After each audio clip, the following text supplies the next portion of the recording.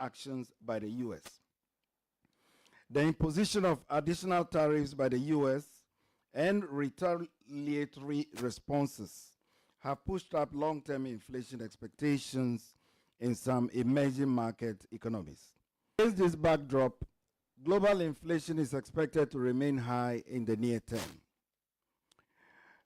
Global financial conditions also remain broadly restrictive, and this is driven by high monetary policy rates, rising long-term bond yields, declining capital flows to emerging markets and developing economies, and England all kept their policy rates unchanged in March 2025 on account of rising trade and expectations of higher for longer policy rates and rising uncertainty kept long-term bond yields high, while equity markets remain cautious due to concerns about the effects of tariffs.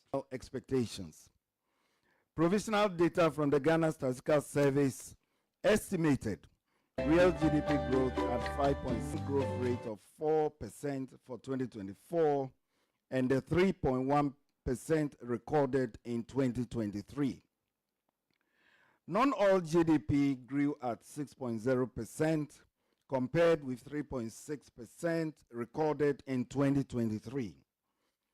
The growth outturn in 2024 was driven by activities in the industry and services sectors. However, growth in the agri sector was slower, driven by lower crop yield due to adverse weather conditions, among other factors. The bank's real sector indicators point to a sustained improvement in economic activity amid significantly improved business and consumer sentiments. The updated composite index of economic activity, or what we call the CIEA, rose by 5.7% year-on-year in January 2025 relative to 3.5% in the same period of 2024. And this was driven by increased consumption, international trade activities, and private sector credit growth. The confidence surveys conducted in February 2025 also showed significant improvement in both consumer and business sentiments, buoyed by expectations for an improved macroeconomic environment. On inflation, inflation remained high in 2024 and sticky around 23%, significantly higher than expectation. The latest data released by the Ghana Statistical Service indicates that headline inflation eased marginally from 23.8% in December 2024 to 23.1% in February 2025. And this was due to easing but still high non-food inflation. Food inflation has remained elevated, on the other hand, on account of unfavorable climatic conditions and other constraints. The bank's main core measure of inflation eased marginally in the first 2 months of 2025, and inflation excluding energy and utility items from the consumer basket eased from 23.1% in December 2024 to 22.4% in February 2025, and compared with 24% in the same period last year. This notwithstanding, latest inflation expectations as derived from the bank's model, the yield curve, and surveys all point to softening expectations, although still above the medium-term target. On private sector credit growth, credit is beginning to show signs of recovery. And in February 2025, private sector credit recorded 26.9% annual growth compared with 5.1% in February 2024. In real terms, credit growth was 3.1% compared with a decline of 14.7% in February 2024. Now, on the banking sector performance continued to improve. Total bank assets recorded 34% growth at the end of February 2025 relative to 12.1% growth in the same period last year. With regulatory reliefs, the banking industry's capital adequacy ratio, or what we call CAR, was higher at 14.4% compared to 13.6% in the same period last year. Without reliefs, however, the capital adequacy ratio was 12.1%. Now, on industry non-performing loans, the ratio declined to 22.6% in February 2025 from 24.6% in February 2024. Excluding the loans in the loss category, which are fully provisioned, the NPL ratio as at end February 2025 was 8.9%. Overall, the financial soundness indicators showed broad improvements in asset growth, solvency, liquidity, efficiency, and profitability. Ladies and gentlemen, the fiscal policy stance was more expansionary than expected in 2024. The 2024 fiscal deficit on commitment basis was 7.9% of GDP against a target of 3.8% of GDP. And this was on the back of higher expenditures than target. This notwithstanding, early indications from banking sector data suggest some improvements in fiscal performance in early 2025. These, along with the commitment to fiscal consolidation as was presented in the 2025 budget, should support the fiscal outlook going forward. Also, the ratio of public debt declined, supported by the debt restructuring. Now, on prices of Ghana's major export commodities, these traded mixed on the international commodities market in early 2025. For example, gold prices crossed the $3,000 per fine ounce on March 14, 2025, on account of heightened economic uncertainty triggered by the trade and geopolitical tensions, persistent inflation, and weakening US dollar. In February 2025, gold prices averaged $2,897.3 per fine ounce, indicating a year-on-year growth of 9.7%. Similarly, crude oil prices recorded a marginal annual growth of 2.4% to settle at an average price of $74.95 per barrel. Cocoa prices, however, declined by 8.5%, driven by improving supply outlook for the current 2024-2025 season. The strong external sector performance in 2024 continued in early 2025, indicating a significant improvement in the accumulation of international reserves.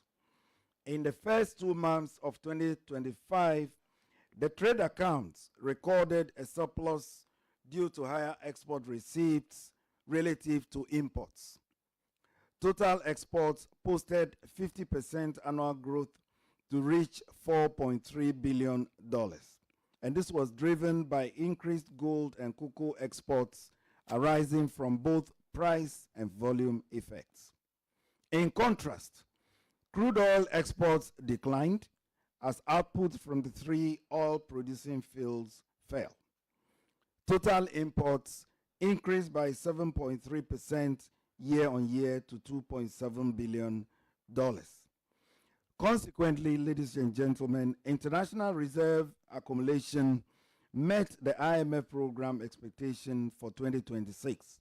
In other words, the level of international reserves as at now is equivalent to where it should be under the program in 2026. The stock of gross international reserves at the end of February 2025 was 9.4 billion, which was enough to cover 4.2 months of imports of goods and services. This compares to the stock of 5.9 billion at the end of December 2024, equivalent to 4 months of imports of goods and services. The gross international reserves as defined under the IMF program, which excludes the encumbered assets as well as petroleum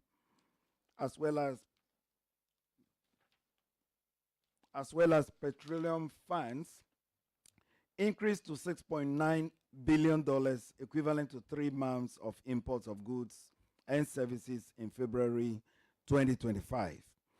The foreign exchange market, ladies and gentlemen, has continued to witness stability in recent months, and this has been aided by improved liquidity from remittance inflows and the domestic gold purchase program. The stability in the FX market is expected to remain, reflecting stronger reserve buffers and positive market sentiments. As of March 26, 2025, the Ghana cedi depreciated at a slower pace of 5.3% against the US dollar, compared to 7.6% in the same period of last year. In summary, ladies and gentlemen, the committee noted that the global environment has become more challenging, reflecting trade and economic policy. In addition, the disinflation process appears to have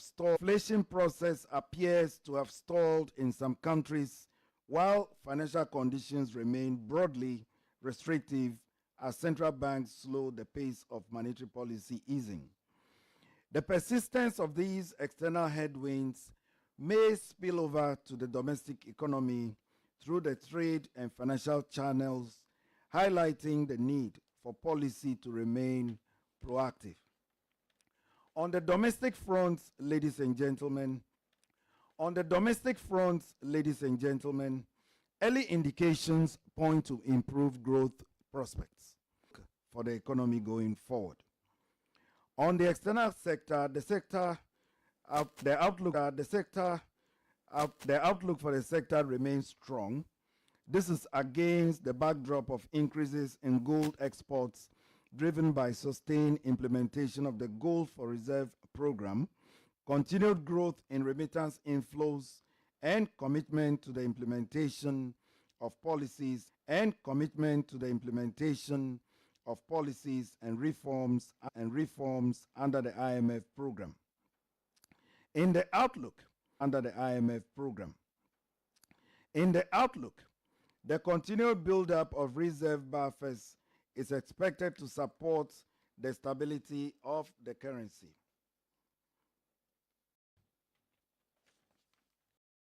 And the banking sector has also remained broadly stable. Credit risks within the banking sector, however, remain elevated, as underscored by increased non-performing loan ratios. The bank's latest macroprudential risk assessment indicates some moderation in systemic risk on the back of improved solvency, liquidity efficiency, and profitability. Going forward, the bank will have to continue to closely monitor undercapitalized banks to safeguard the stability and soundness of the banking sector. The committee observed that the fiscal stance was expansionary in 2024, and this has created significant fiscal impulses and a liquidity overhang that needs to be carefully managed. The strong liquidity conditions could spill over into other segments of the economy and derail the disinflation path. While the government has signaled a strong commitment to fiscal consolidation, monetary policy restraint, we think, is required going forward. Now, while headline inflation has declined marginally, it remains a concern. Food, inflation are significantly above expectation, and core inflation remains elevated. Food inflation was driven largely by supply side factors. Preventing the second round effects from such increases will be essential. The persistent inflation over the last year, partly driven by both fiscal and monetary policy missteps, require a policy rate anchor this inflation process. Now, to restore price stability going forward will require a tight monetary policy stance, strong liquidity management, and commitment to the 2025 budget, which seeks to reset the fiscal consolidation process. Now, on the monetary policy decision, under the circumstances, the committee, by a majority decision, and I mentioned majority decision, for the first time we're using a majority decision, unlike the unanimous decisions we have used in the last many years since the framework began. And so by a majority decision, the committee decided to raise the monetary policy rate by 100 basis points. As inflation becomes firmly anchored, I want to emphasize that, as inflation becomes firmly anchored, as we see readings of inflation and we see declines, the committee will reassess the scope for a gradual easing in the policy stance. Decision itself, we often also announce a number of operational measures. Now, so in addition to the adjustment in the policy rate, we are implementing some complementary measures which are meant to strengthen liquidity management and enhance monetary policy transmission. And I want to give you three of those. First is we are introducing a longer dated 273-day instrument, which is meant to augment the existing sterilization toolkit. Secondly, we plan to intensify the monitoring of banks' net open positions to ensure compliance. And now this is ensure stability in FX markets. The plan is to review the current structure of the cash reserve ratio. You know, the dynamic ratio, and there are also those levels that have been maintained. And we want to assess its broader impact on liquidity conditions and financial intermediation in the economy. Thank you very much.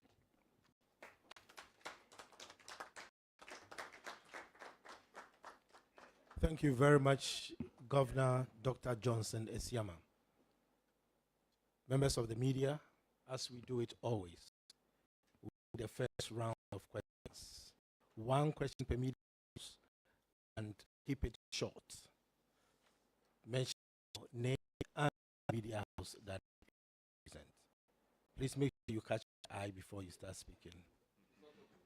Yes. Yes. Yes, please go ahead.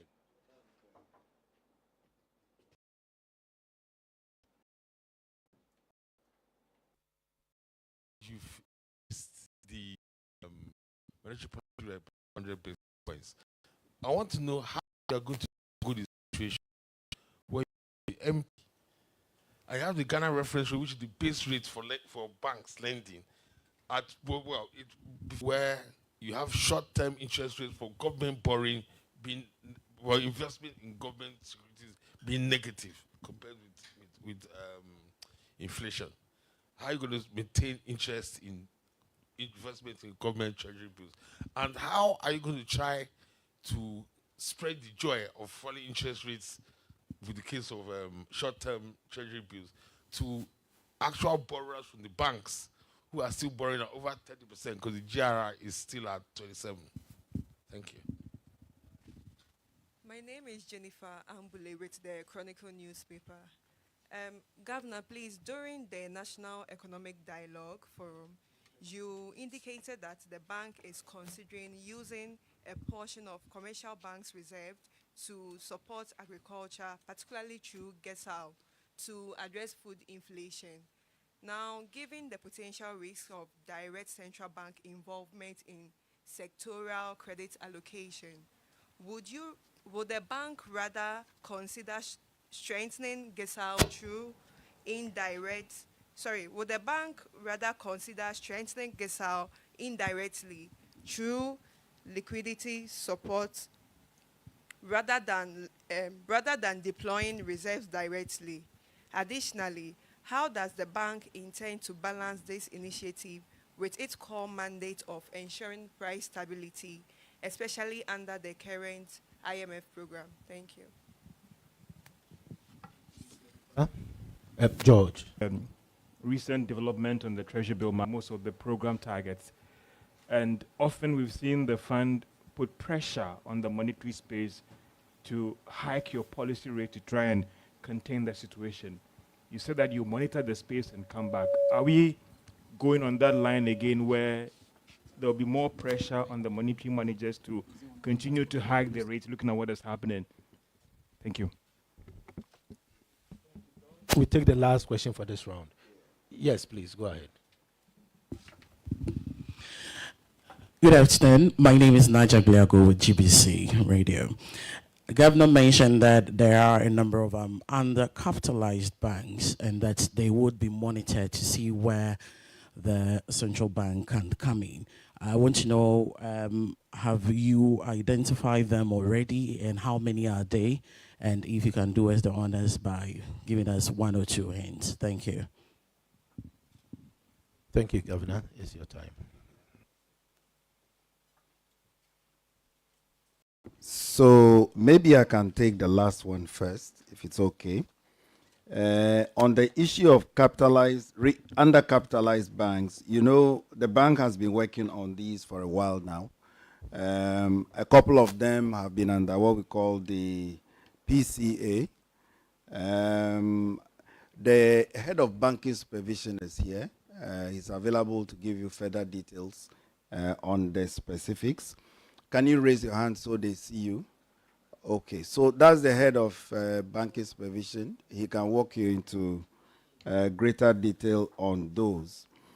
Then there's a question on how did the recent development, that was Joy FM, the T-bill rate, how did it work out, right?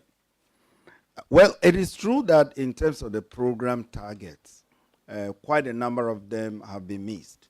And therefore, we need to do some further work to ensure that the program remains on course. For us, one key variable is the inflation rate.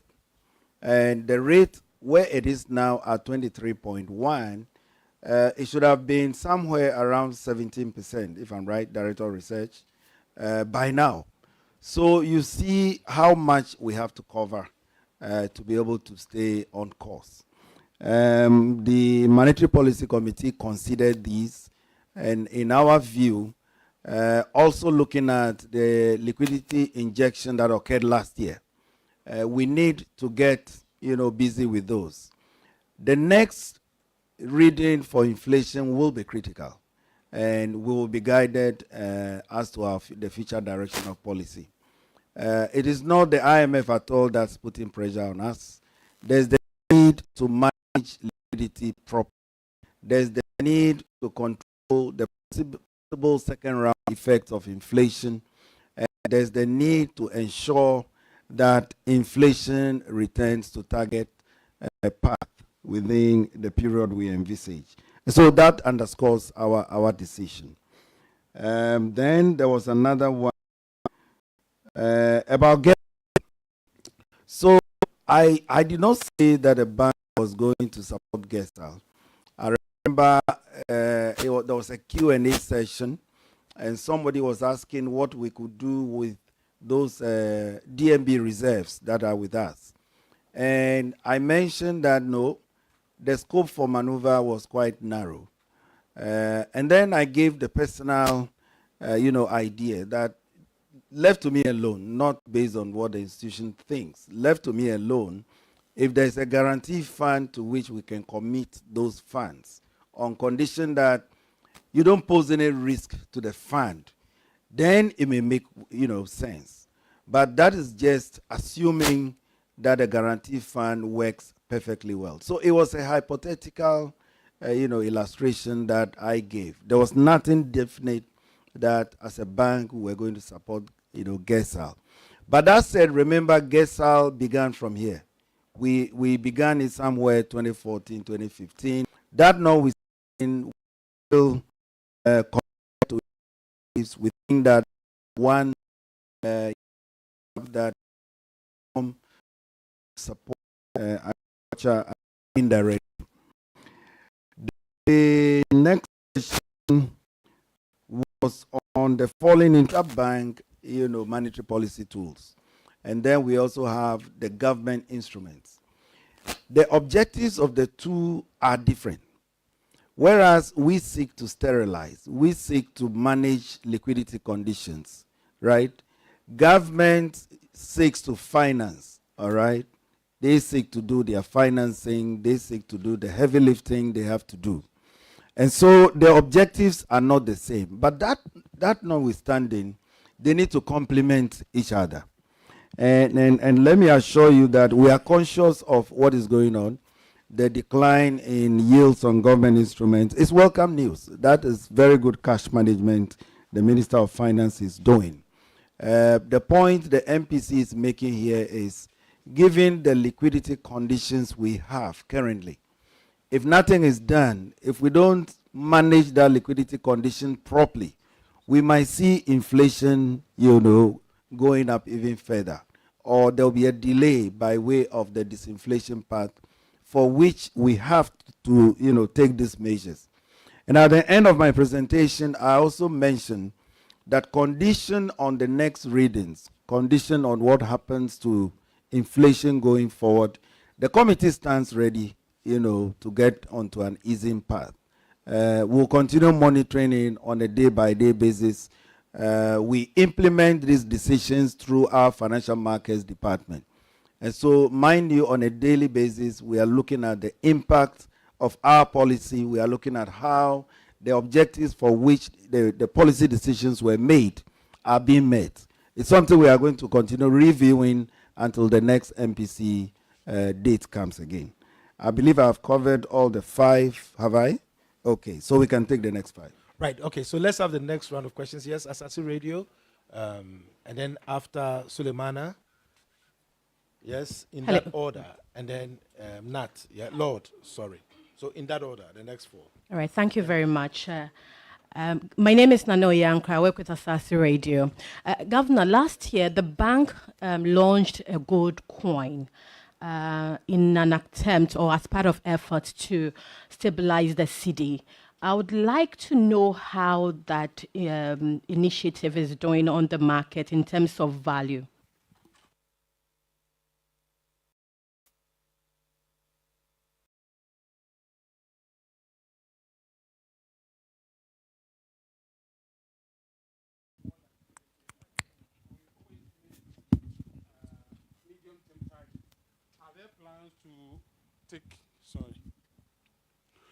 So we've always missed the medium-term target. Are there plans to vary or relook or take a second look at the IT policy? Thank you. Thank you very much, Governor. Please, my name is Lord Nate. I write for 3news.com. Governor, during the opening of this particular sitting on Monday, you mentioned that, and I would like to quote you. You said, meanwhile, our microfinance and rural banking sectors are showing early signs of stability, but recapitalization and regulatory framework reforms must continue to preserve confidence. On the back of this, I want to ask about the current status of the Societe Generale move. I remember that last year, your predecessor mentioned that the central bank had requested that Societe Generale finishes it with the list of persons seeking to acquire its shares. So I want an update on that one, Governor.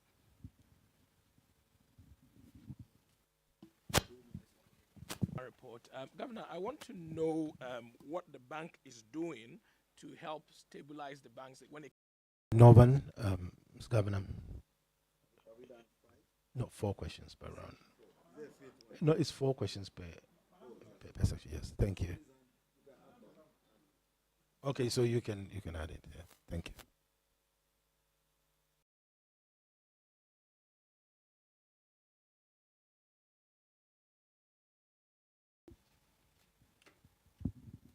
Thank you very much. My name is Sam and I work for Tech Focus 24. My question is very simple. It's a direct one. America is doing what America is doing. Trump is increasing tariffs all over the place, and I just want to know what is our counter strategy to that, because Trump, I think, is doing what is good for America. What's our counter strategy? I heard the governor say we need to keep policy proactive. What does that mean? Thank you very much.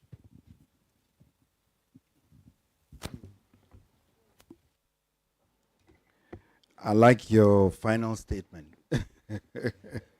America is doing what it's doing. We have to do what's good for us as well. What is important is to reduce our risk exposure that emanates from any action that the U.S. government takes, and that is what we reflected in the statement. But on the gold coin, yes, the gold coin was introduced sometime last year, I guess. And broadly, gold and gold-related, instruments have been doing pretty well.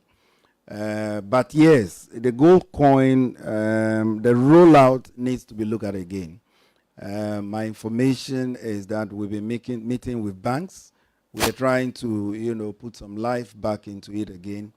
And so very soon you'll see some action as far as the gold coin is concerned. It's a good instrument. It's a good, investment alternative.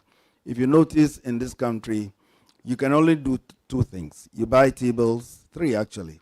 You buy T-bills, you buy fixed deposits, you buy FX. Not so.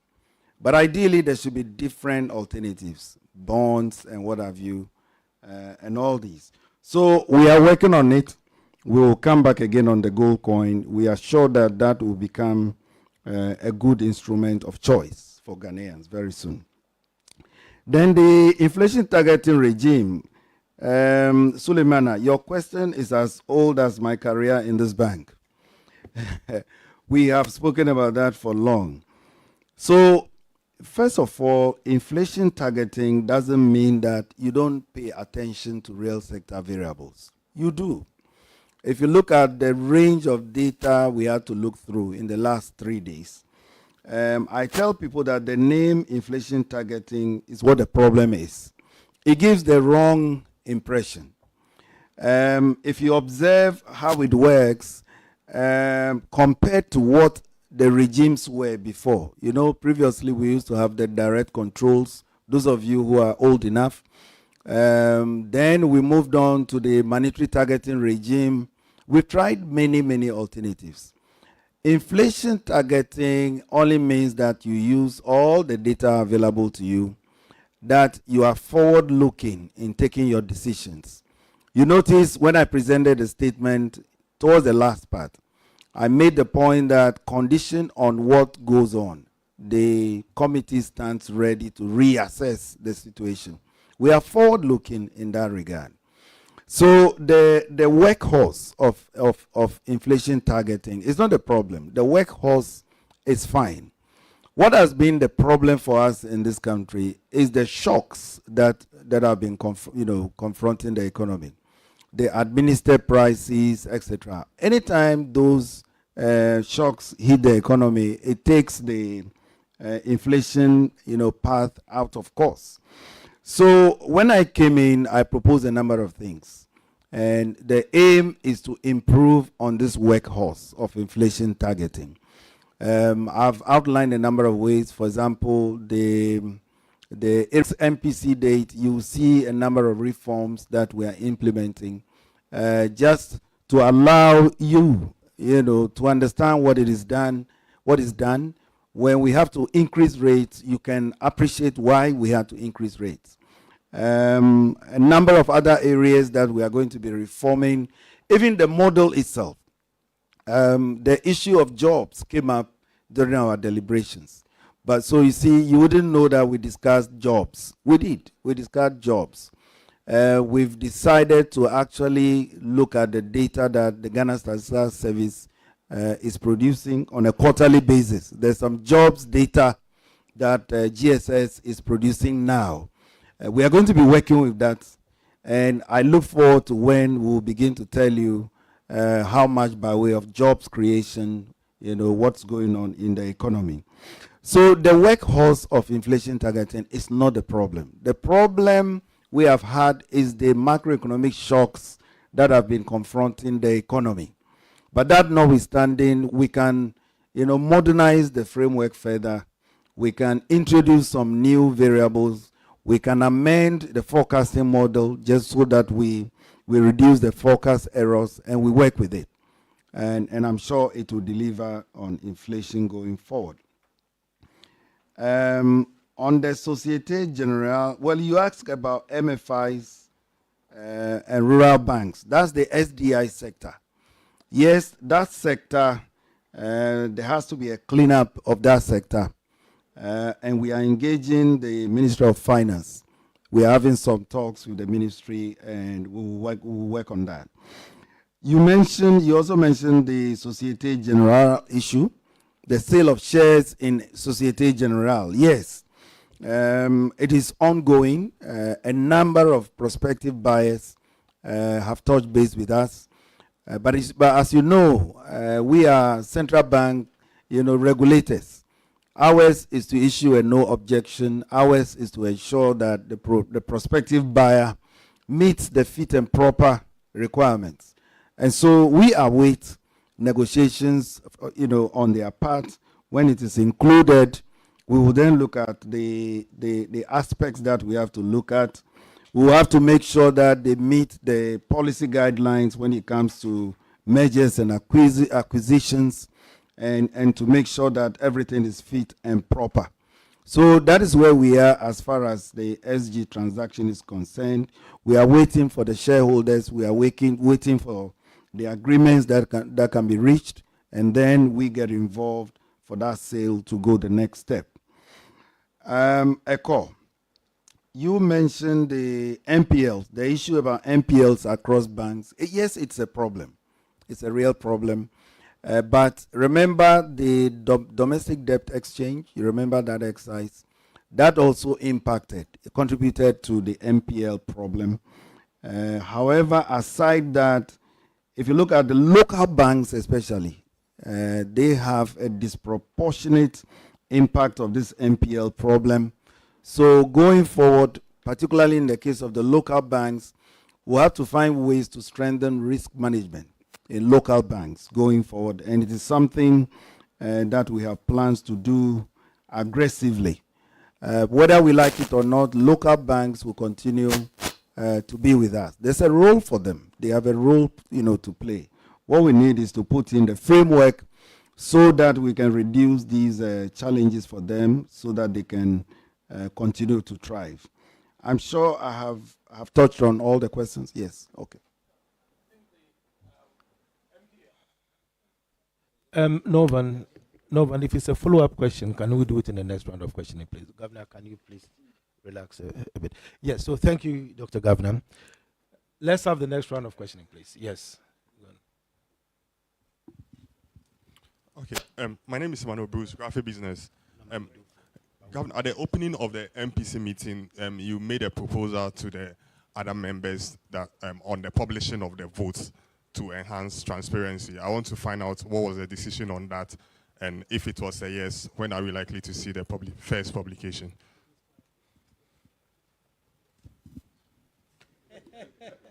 The next question, please. Yes. Yes, please go ahead. Joshua, are you ready? Yeah. So, good afternoon. My name is Joshua from the Business and Financial Times. So, Governor, on the back of the gold board, I'd want to understand what's the current stance of the bank with regards to the gold purchase program, and is there going to be a change in how it's been operated?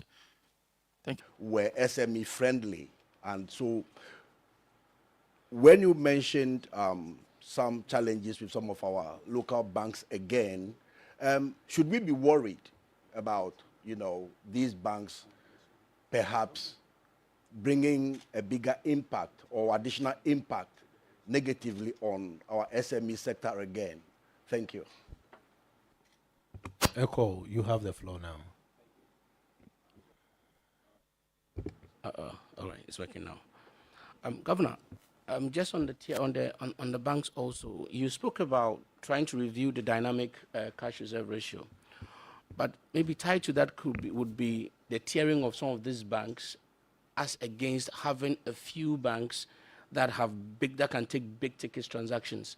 So I want to know what's your position on having more banks that are relatively smaller, or having a couple of big banks that can do big ticket things, especially because you are the regulator? And to what extent did AI inform this decision that you came up with? Thank you. Right, Governor, I would like to take 2 more questions and make this the last round for the session. Thank you very much. So please, 2 more questions, the 2 of you there. Edu, and yes. All right. My name is Adnan Adams Mohammed. I report for Economy Times newspaper. My first question is on the cocoa sector. I want to know what is the bank doing in terms of mobilizing resources like funds to purchase cocoa direct from the users, and then how is that also having an impact on the exchange rate currently? And the second is to know when the BOG this impact on driving financial inclusivity. Thank you. Thank you. Thank you very much, Dr. Governor. Thank you.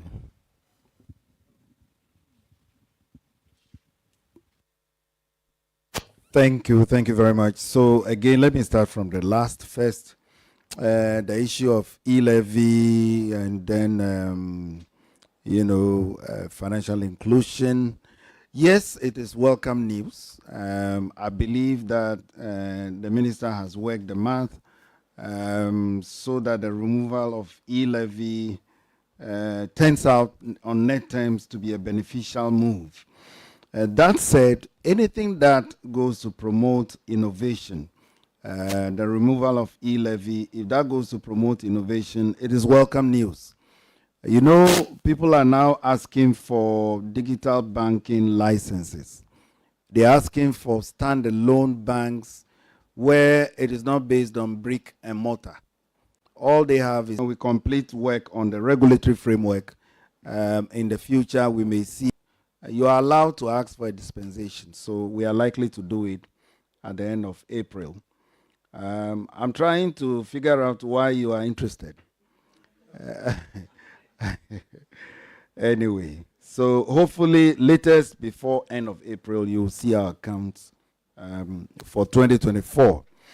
The cocoa sector, that should be a question for Cocoa Board. But what I know is that they've worked out an alternative way to raise money to finance cocoa purchases. So they've got some of their off-takers to be pre-financing these, and I think we've seen quite a significant level of inflows coming into the country for cocoa, for buying cocoa. And so we want to believe that Cocoa Board is on top of its job. The cocoa bills were introduced many years ago to help mobilize cities for that purpose. Unfortunately, you know the story about the cocoa bills. My prayer is that going into the future, we are able to bring back life into instruments such as that again. Then the tiered banks question, it's one question that also keeps coming up. In other words, should we continue the universal banking regime? Should it be same banks, as we go on? The thinking is that there could be flexibility at some point. But no matter what it is, no matter how flexible you want to be, the bottom line is that any bank must be adequately capitalized. So whether it's a tier 1 or tier 2, remember, you must be adequately capitalized. And so, yes, I agree with the need to have a tiered banking system sometime in the future, or in other words, to relax the universal banking so we can have some specialized ones. We can have that debate into the future. Well, 23 banks are well capitalized, and that is our focus currently. Then the review of the dynamic CRR, I've already made that point. It is our intention to review that framework. It was introduced for a specific purpose. I'm not sure to what extent it has stimulated credit growth, but certainly what it has done is it's been able to mobilize a lot of liquidity, out of the system, which is not bad in itself. But going forward, considering the fact that it's a huge tax on financial intermediary, just on the face of it, the point I made in the statement was that the committee thinks that we should look at the numbers properly. Already we have a lot of liquidity out there for which we have had to hike. You don't want to do this to worsen the liquidity conditions further. Otherwise, you might end up hiking and hiking again. So we decided to continue reviewing the regime, and I believe by the next MPC round, we'll see the picture clearer and we'll look at what to do. So the commitment is there. We are committed to look at the dynamic CRR regime, but certainly not starting from this MPC round. Now, the collapse of banks and the SME stories, etc. Well, talking about SMEs, it is true they are specialized, companies. And most of our companies in Ghana are SMEs. So therefore, it makes sense to ensure that SMEs, the financing needs for SMEs is always safeguarded. But that said, banks always have to be well, capitalized. Otherwise, their operations become unsustainable. I don't want to go into what happened in the past. That would be another debate altogether. But just to say that, yes, we are committed as regulators to ensure that banks remain resilient. And so once they are resilient, they can support SMEs going forward. My particular interest is in the local banks to see them strive. Currently, we have about 9 of them. A significant number of the 9 need, to some form of support. We need to encourage them to be able to compete with the foreign banks, and that is where our focus must be. Then the gold board, and then our gold purchase program and the likes. You heard about the gold for oil program, etc. The Ministry of Energy is currently conducting a review of the gold board framework. We are also involved in that review. And we want to look at what takeoffs we can take out of that. Now, we are hoping that the gold board, will take over these operations. And so, therefore, we will be left with building our reserves at the end of the day. And I must say that the Bank of Ghana will be represented on the board of the gold board. We will be part of that exercise. And so, we will still be indirectly working with them. The G4O is not likely to continue, and I've made that point already. After the Ministry of Energy completes its audit and its review, we'll come out on the next steps as far as the gold board is that we are moving to that regime. Now, it's not going to have the names of the members. You would only see the number. MPC member 1 said so and so and so. Because the main point is to try and understand the reasoning, behind the decision, which is important. I mentioned that it was a majority decision. So that goes to suggest that it's not everybody, on the committee that said hike. There may be a few people that said something else to understand whether the decision that was taken was in the best interest of